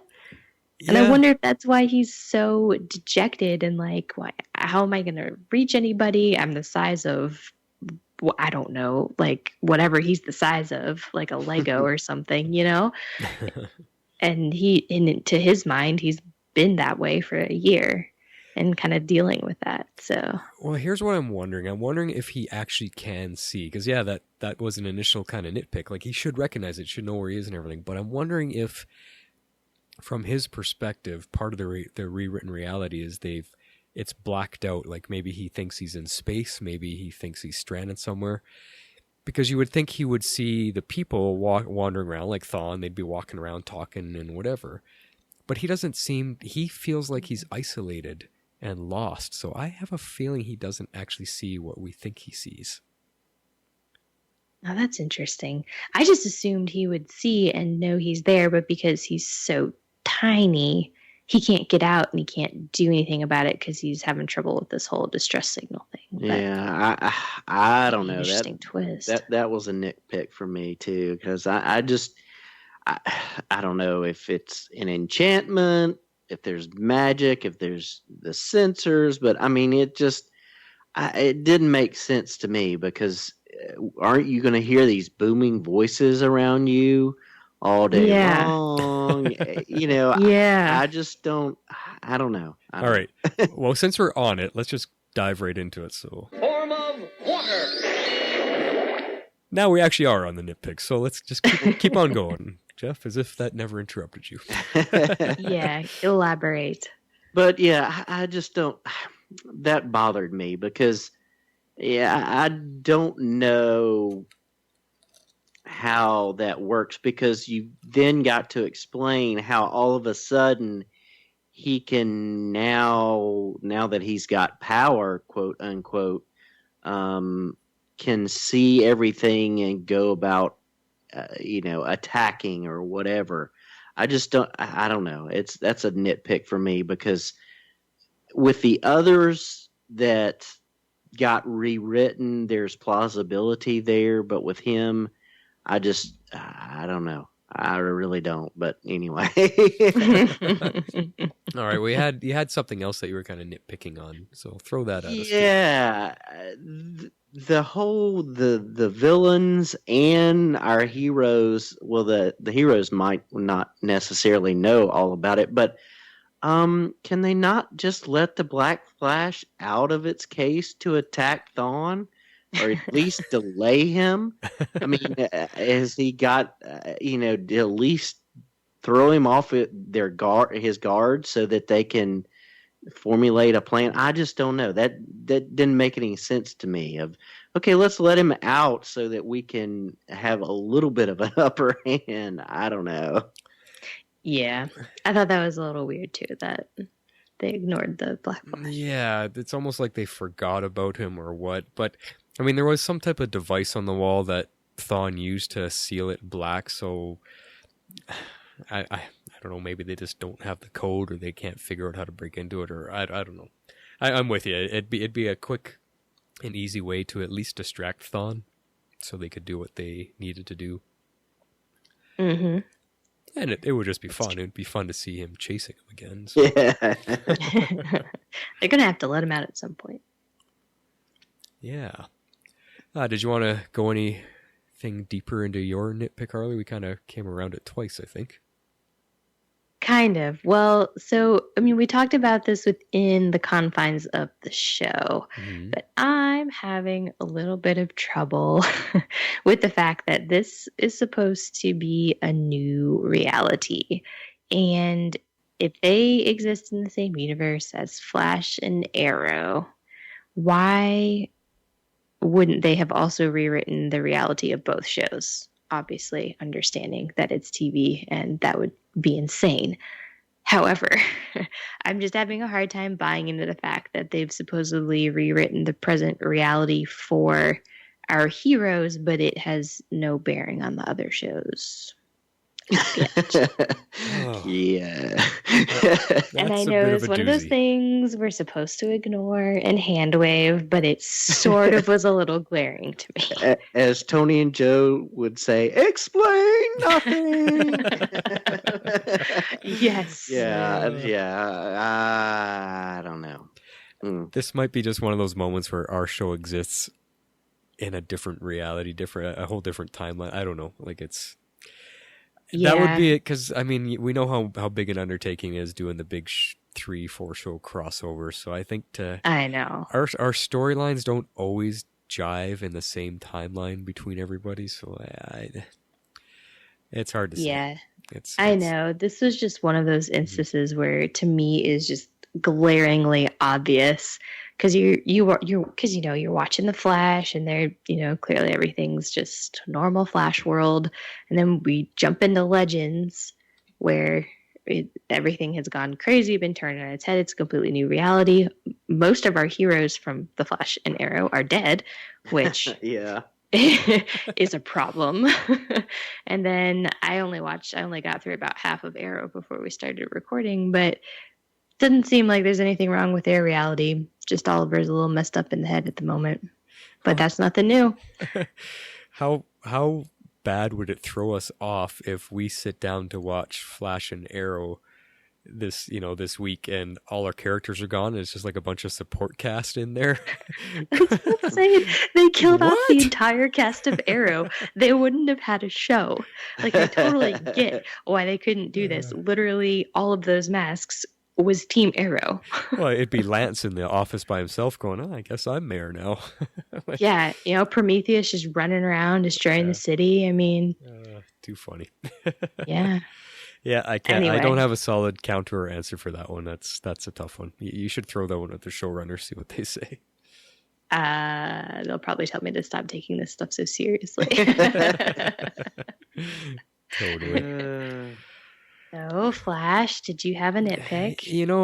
I didn't really have much to nitpick about it on this episode, but I did, other than what I wrote down here, I did have one other little thing. But it just bugged me, Sarah picking on Mick and not letting him off the hook. That was just making me grumble a little bit. So not a huge nitpick, but it was just bothering me. But the other thing that came across when we were discussing the end sequence there, and you had brought up, how about when Malcolm faced Sarah again? It bugs me every single time they have a sequence like that. You can tell it's a stunt man. They are not doing a good job of making it look like John Barrowman. Oh, maybe they need a better stunt double? I don't know. Well, just not like a better in performance, but maybe a better body double. Well, how about train John Barrowman? Because he's a dancer and singer. He could probably handle some of those moves. Train him like Katie Lotz does, or just figure out the camera angles a little bit better. Edit it a little bit better. I don't know. Yeah, I know. I'm not going to lie, I try not to watch those scenes too closely so that I can't see when it's the double and when it's not.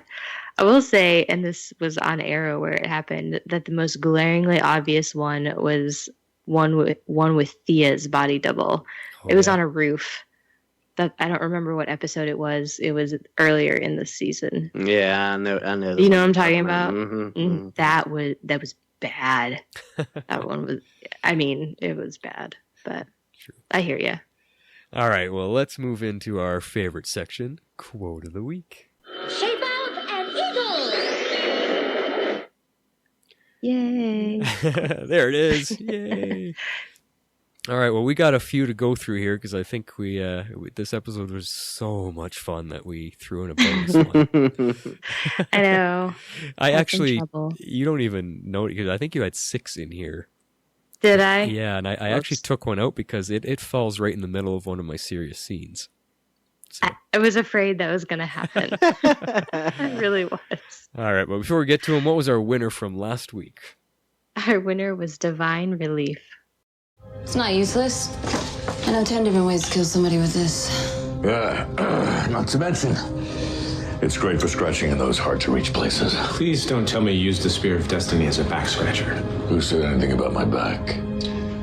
Well, as Mr. Rory has demonstrated, in the wrong hands, this divine artifact can be put to truly horrific use. Yeah. I love at the end. He's just like, yeah. Yeah. Funny that one took the prize. All right, what are you going to hit us off with first this week, Harley?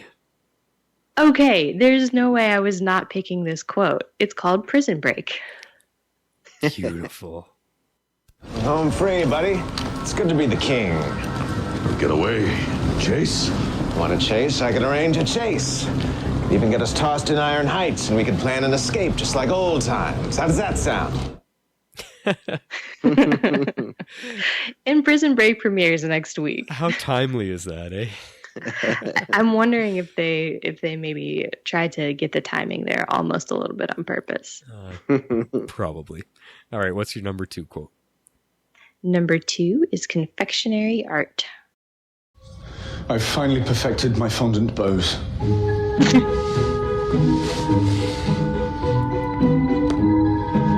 What do you think? Your technique has vastly improved over the last year, Captain. These cakes are so much more creative than your biscuits. Every time. Your biscuits. All right, quote number 3. Headshot. No! I think actually for it to work, you have to shoot him in the head. Why would you say that? How many people can point guns at me today? Oh my god, you killed him! Oh my god, we killed him. Some funny moments. This is fun having you here with us for this there, Jeff. Yeah, definitely. It's nice to know I'm not the only one that finds these things funny. All right, number 4. Eternally Ours. And where, pray tell, is your partner, Miss Lance? We got separated in the fight. I haven't heard from her since, so I'm guessing she's dead by now. Ah, that's the thing about Sarah Lance. She never stays dead for very long. Sorry, we underestimated them. Won't happen again. She never stays dead for very long. I mean, it had to be said. It had to be said. Okay, and you got one final one here. Yes, reality check. The very first thing I did in this reality was acquire my magic. I'm gonna miss you, Ms. Lance. Having you around to attend to my every whim was too enticing to pass up. Plus, it's so hard to find good help these days. Really? Now's the time for a bad guy monologue? I needed some. Yeah, I needed some snarky snart in here. Come on. I've been missing him. That was perfect snart. Yep. Good quotes this week, Harley. Yeah, some good ones. Thanks. All right. Shall we jump into the scene of the week with last week's winner? We shall, and last week's winner was Timeless. Gideon, plot a course for the crucifixion. Yes. Don't you dare, Gideon. Look, throughout history, there are certain moments whose integrity are crucial. The birth, life, and death of Jesus Christ are all such moments. Any interference, no matter how minuscule, could have disastrous consequences for the time stream. We cannot go there. Ever. Cool. Yeah. That was a good one. Mm-hmm. I liked that quote a lot. Well, it's like I keep trying to explain that the serious scenes a lot of times have to do with what's going on. Sometimes it's the emotion behind them, but sometimes it makes you think about what's actually happening in that scene. Right. And I love that it's almost a Doctor Who fixed point in time thing. Yeah. And then, did you notice, I forgot to bring it up earlier, but the cake, the last cake that he kind of made, was the clock theme one. And I'm like, that could almost be out of the opening titles of the new Doctor, That's right. the 12th Doctor. So yeah, it's pretty cool with that combined with the fixed points. You can't go back and change it. So yeah. That is cool. Oh man, cool. All right, Flash, what's our first scene? Well, I got some good ones here. I think this episode, a lot of them came towards the end, because you're going to find them in some similar spots. But this one I really, really liked, and this is the one that included your funny one, so it's kind of in the middle here, and it's a long one. It's called Realizations. Am I right? Sounds like fitting final words to me. Whatever science or magic altered reality must have left small scars on my memory that my subconscious picked up on. So if I'm not a conspiracy theorist no one listens to, then who am I? Dead. Wait. What? He said wait, I heard him. He said wait. You promised me things were gonna be like old times. It is like old times, only better. Central City is ours, no more Flash. Except another species calling the shots. You leave Thawne to me. I always have a plan. You know this. Well, fill me in. When the time is right. Ah, yes, we're partners. Except when you refuse to tell me what's going on. Son of a... Sorry, buddy. I owed you that. You saved my life. Why? Because I'm an idiot. There were two in there that I almost had for funny quote of the week. And that's why I had to use it, because it just covered a huge, like I was saying during the show, that's when Mick first starts waking up to what's going on. Mm-hmm. And that's why I liked it. Great scene. Loved that. Yeah.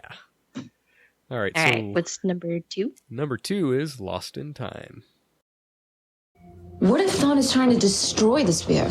Impossible. You need the blood of Christ to destroy it. That's why I broke it up into so many pieces. Unless he figured out there's another way by incinerating it. But why would Thawne want to destroy the spear? Oh no. If he destroys the spear, that means this reality cannot be rewritten. Okay, we better get that spear before we can make that happen. That's a fair point. Yeah. Kind of a doomsday feeling right there. Yeah. Yeah. All right. So this is number 3. Number 3 is Pet Mick. Mick, I don't care what anyone else thinks. I still believe in you. Enough! Mick, hand it over. Like a good boy. You mean a good dog? That's all I am to you. An attack dog. Now that's not true. Sure, we both know you're not the sharpest tool in the shed, but that's why we're partners. Remember? You're right. I'm not a genius.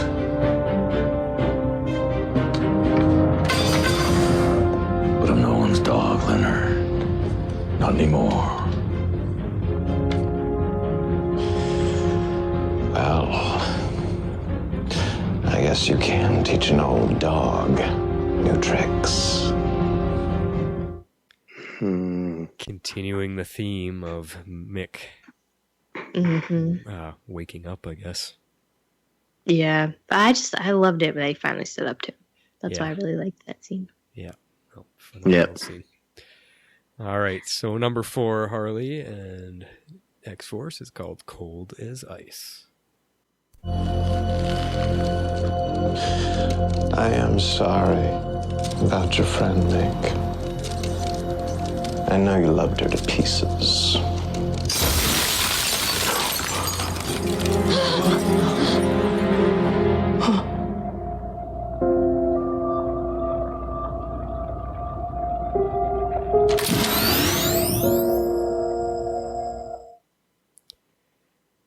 Yeah.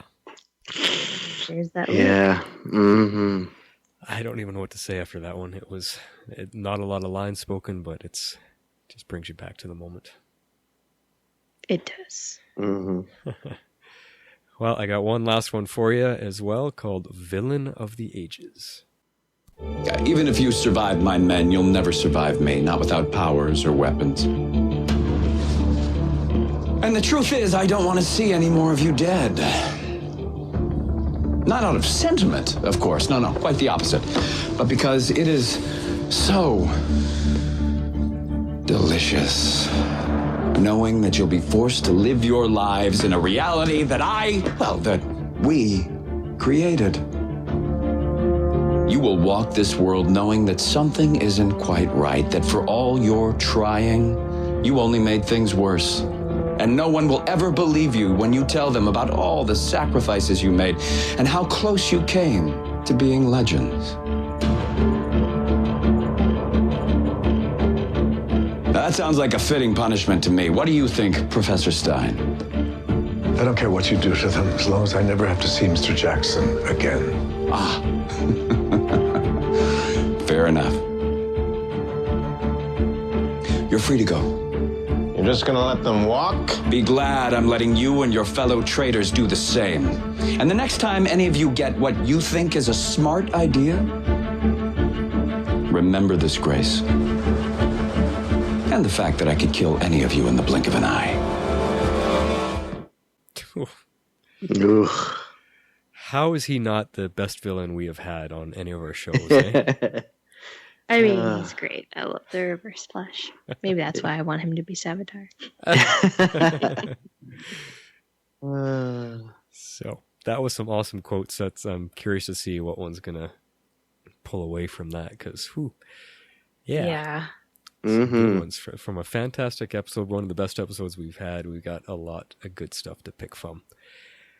Well, let's get into feedback. Jeff? Feedback. All right. Planetary powers, activate! Awesome. All right, we got a few feedbacks in this week. This one is rather exciting. We have a new, well, not a new listener, but our very first feedback from someone that they call JJ. Oh, that's awesome. Yeah. So welcome to the show. JJ says, "Hey, Flash and Harley. I'm sending in my first feedback after the call out you asked for in the previous podcast episode. Yes, I'm a closet listener and have been following your podcast since this season of the show. I appreciate everything you do." Well, thanks. We appreciate you coming on board and, coming out of your hiding place to say hi to us. Yeah, I love it when new people step up and send in feedback. Yes, it's fun. That's awesome. We've been wanting to hear from some new people, so this is great. So they continue, "After watching the latest episode, Doomworld, I would like to make a prediction. This may sound far-fetched, but I think it has some merit, and the airing of the episode is timed well with what I'm about to tell you.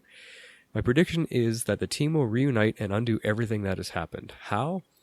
Well, this clue was touched upon slightly in the previous episode, Fellowship with a Spear. One of the Legends team members mentioned something about going back to the time of Christ. Rip said they were forbidden to ever go back to such a pivotal event. I think that was just a clue into what was going to happen. I mean, since when has anyone on the show obeyed anything anybody says? True. Mm-hmm. In Doomworld, it was touched upon that they could not go back to 1916 to interact with themselves, but we know they do this in the finale from what we see in the previews. Apologies if this is spoilerish. I love the reference that Mick gave in the latest episode to the language Aramaic. I watched Passions of the Christ. Yeah, I thought that was actually funny too. So I predict that they'll actually do go back to the crucifixion of Christ, either stop the piercing of the spear through his body, or obtain the spear after the event and destroy it in that time period. I think this would be an appropriate time to show this as we were approaching Easter, and unless they added a few more episodes so that the finale could coincide better with Easter, I think they have timed it well with what they have. Hope you enjoy my prediction. It may or may not come true, but I enjoy theorizing nonetheless. Keep up the good work. Your friend from Australia, JJ. Wow, cool. Yeah. Well, what do you think of that theory? It's plausible. I mean, we've kind of already deemed that that's the time period they have to go back to, right? Yeah. I definitely think it's incredibly plausible. And that's also kind of coupled with, I did see and this is not a spoiler at all. There was just the producers alluded to the fact that they were going to do something they said they would never do. And they did not elaborate, but they did say that in a recent-ish interview, I guess. What does that refer to? That they go back to a time they're not supposed to go back to, or go back to a time that they already messed with, or go back to a time that's a fixed point they're not supposed to mess with, or mess around? Or are they gonna you're messing around with Christ and the Bible and all that. Like that's a major thing to try to take on and play with. Jeff? My thought is this. I think our lives just became a lot more complicated. That is perfect. Yeah. I wonder. I don't think we get a double-length episode either. It should just be a regular one, right?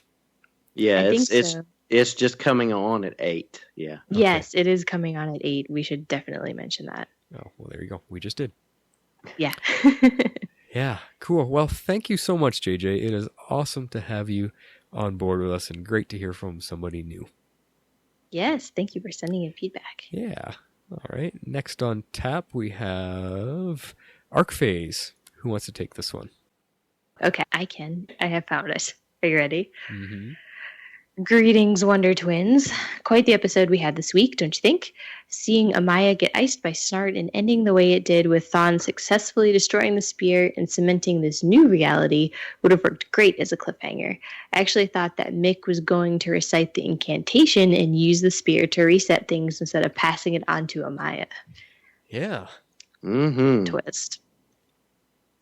Seeing half of the legends become underlings of the Legion and the others being where they were really truly showed the power of the spear. They did reveal that Darhk didn't have his powers before either, indicating that the first thing he did was obtaining his magic. It was awesome seeing Felicity as a vigilante, despite it not lasting for more than a couple minutes before being killed by Sarah. Mm-hmm. I wonder if Sarah and Amaya and everyone else would be scarred by these memories from this reality after regaining their original memories. Those they killed, those they bullied, those they despised. Even our Firestorm duo will have a strained relationship considering how they were to each other in this reality and how alternate reality Stein despised Jax with a passion. In a way, it's like a reset button to their teamwork, which they'll have to learn again after getting past these memories and fight on. That's a good point. Yeah, good really good point. Yeah. That could be really interesting. Thawne definitely had a good time getting knocked around in the big battle, though. What was curious, though, is how he didn't contribute in building the reactor to destroy the spear. Getting Stein to do all the work when he himself would have also been capable of speeding things up with his super genius intellect. Huh, good point. Yeah. Yeah. I also thought that was weird, too. If the spear is able to change reality, wouldn't it be possible to bring back the Snart who had died in the vanishing point back in... Oh, wait. I think I read that weird, but he wants to see that Snart come back, like, after he died. He says, I know Mick was having thoughts about this before past Snart was brought back, but perhaps it can provide the current Snart with all the memories of everything and change him to a legend again. How would they do that? How would they provide him with the memories of the old Snart? I have no idea. Maybe just change him to be the evolved Snart that died and just basically make it so that he didn't die.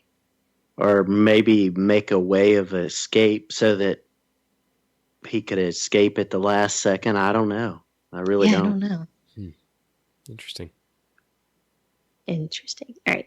He finishes out, can't wait to see how they find the Waverider and unminiaturize it. Perhaps the master of miniaturization, Ray Palmer, will be able to fix that. Can't wait to see the finale and what will bring us to season 3 from Arc Phase. Yeah, that was my first thought is, well, if he's shrunk down, Ray needs to figure out his stuff, and that's the only way they can unshrink it. Ray's going to have to, I guess, recreate his atom suit technology. I don't know. Yeah, because he doesn't have it right now. I don't know. Yeah. Yeah. Mm-hmm. But that was years of work, so yeah, I'm not sure. I'm not sure what they're going to do. That's why we have a finale next week to give us all these answers. Or to leave us on a giant cliffhanger. Yeah, that's what I'm expecting, actually. Mm-hmm. All right, we got another email from someone we haven't heard from a while. It's so great to have her back. It's Killer Frost. She says, "Hi there, Legendaires. Who knew having 2 extra days to send in feedback would actually make sending in feedback more difficult?" We apologize. I don't... A quick addition to last week's discussion of the Flash musical. My first introduction with Jeremy Jordan Wynn, who plays Wynn on Supergirl, was on the soundtrack to Newsies, the Broadway version, not the movie. He also starred in the short-lived Broadway musical Bonnie and Clyde. Both have amazing soundtracks. He has an amazing voice. I really enjoyed that episode, one of my favorites. I would give it 9 out of 10 aborted high fives. Oh, that's this episode. I love that she brought that back. Here's some points that she has. I would have preferred more vigilante Felicity. Not sure where they would have fitted in, though. Anyone else have flashbacks to Doctor Who and souffles? Was that a nod to Arthur Darvill's run in the Whoverse? I'm guessing so. Her other point. Amaya's death was not expected at all, but it will be even more shocking if she actually stays dead. Yeah, that's a good curiousness. I don't think she can, because then that'll kill because of Vixen in the future, so she can't stay dead. Yeah. Yeah. They've got to find a way to save her. Yeah. Yeah, I can't imagine them changing it that much, but you never know. Her fourth point, absolutely loved the fight scene at the end. Yes, as we did we. And her final point, I would watch a TV series based around the Legion of Doom. Oh, she's in my head. They are too fun. I was tired of Malcolm Merlin last season on Arrow and rather annoyed when Oliver did not kill him. But I absolutely love him this season. He's so much more fun. I feel the same way about Damien Darhk. And with that, I'm out. Until next time, Killer Frost. I think that's a general feeling of everybody, about our Legion of Doom guys. Yeah, definitely. Yeah, it's definitely been my feeling for sure. They're a lot more fun on our show than they were in Arrow. Mm-hmm. So true. All right, well, to end our feedback for this week, this is great. We got some good dose of feedback. We have a voicemail back from the Green Butterfly. Doomworld. Green Butterfly does not want to live in Doomworld. I mean, it's totally terrible. All of our heroes are dead. Well, not all of them, but a ton. And Damien Darhk is the mayor of Star City? And Eobard is in charge of Star Labs? This is terrible. The Legends have got to figure out a way out of this. Which they will. They totally will. I have complete faith in our Legends. The plan they came up with is dangerous. Go back to 1918 and stop the Legion from getting the spear in the first place. But when your choices are execute a dangerous plan or live in a world built by supervillains, the answer is go ahead with the dangerous plan. I felt really bad for Mick in this episode, but I can really see both sides of the story. Why they should have faith in Mick because he's helped them on several occasions, but what he's doing currently really does look like a complete betrayal, though his Legend friends were skeptical to trust him, so I felt bad, but I could also see where both sides were coming from. You know how the bad guy often twirls his mustache in movies? That's exactly what I thought of when Sarah, under the control of Darhk, being his little minion, started twirling her ponytail. My favorite moment of the episode was the Great British Bake Off with Rip on the ship, and my favorite fight scene was between Malcolm Merlin and Sarah as she started kicking his butt with the Spear of Destiny. It was just awesome. Totally awesome. The Lord of the Rings similarities continued into this episode because that reactor looked very much like Mount Doom, and they threw the spear into it to destroy it, just like the One Ring. This episode gets 10 out of 10 teeny tiny toy ships. Have a super week. Green Butterfly out. Thank you, Green Butterfly. Glad to hear you back up and fluttering around. I think she was totally on point with us on everything she was saying. Yeah. I'm glad she was picking up on a lot of the same things I was picking up on too. Totally. If you would like to be a part of the show, you can send in your feedback to tomorrowslegends@gmail.com. That's spelled with one R. You can also reach us on Twitter at tomorrowslegends, also with one R. We'd love you to join our Facebook page at facebook.com/groups/tomorrowslegends and become part of the community. All right, guys. Well, our show has been running awfully long this time, and I hope everybody doesn't mind. It's been a fantastic show, so we're going to skip over flashpoints and straight shots for this week, and we'll maybe double them up next week, give our feelings, because it will be our show's finale. So yeah, we will talk about that later. As for now, guys, I think we're done. Oh, man, that was an episode, guys. Yeah, definitely. It was a lot of fun. I mean, one of the best episodes we've had, and just so much happening, so much going on, and I think X-Force 11, we probably couldn't have gotten through it without you. You had some fantastic perspective on some things that we were missing. Well, it's been a blast, and I really appreciate being on and appreciate y'all doing the podcast. So it's great. Well, thanks so much. And it was great to have you too, because we know Gotham Undercover is on a long break right now. So, it's kind of fun to give you something to do. You've been doing some bonus podcasts that have been fun, and we're just anxiously waiting for Gotham to come back, because, man, the way it was left hanging with that triple Joker story arc. Gosh. Definitely. So good. Wow, amazing stuff that was. Yeah. I'm loving it. So yeah, make a quick announcement, Jeff. That's where people can find you if they wanted to get in touch with you. Yeah, just find me over on Gotham Undercover on Golden Spiral Media, and we'll be back at the end of April, just like all the other DC shows that are taking a little bit of a break, and we'll be happy to be back. Awesome. Yeah, we'll be happy to have you back. Yes. Harley, final words? It was, it's just really exciting it's sad getting down to our finale, but it's exciting. I have no idea where they're going with this next week. I'm really curious about the episode title, and I'm just really excited for the finale. It's going to be fun. Yeah, me too. Totally with you there. I cannot wait. It's sad that our show is coming to an end, but it is. I think it's going to be an exciting finish, though. Until then, guys, Jeff, X-Force 11, thank you once again for joining us. This is The Flash, signing off. And this is Harley Quinn. I'm out. X-Force 11, signing off.